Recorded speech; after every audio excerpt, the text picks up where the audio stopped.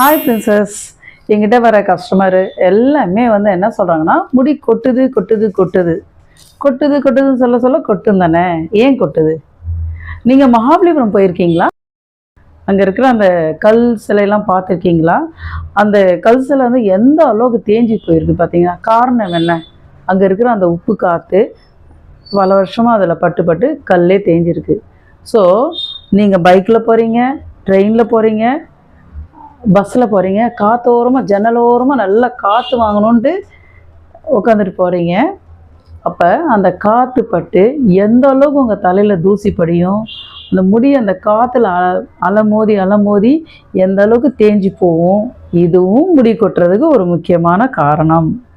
So நம்ம காற்றோட்டமான ஒரு இடத்துக்கு போகிறோம்னா, பைக்கில் இது மாதிரி பண்ணோன்னா ஃபுல்லாக ஹேர் வந்து ஸ்டோல் வச்சு ஃபுல்லாக கவர் பண்ணிட்டு போங்க. அப்படி பண்ணிங்கன்னா ஹேர் வந்து முடி வந்து நல்லா பாதுகாப்பாக இருக்கும்.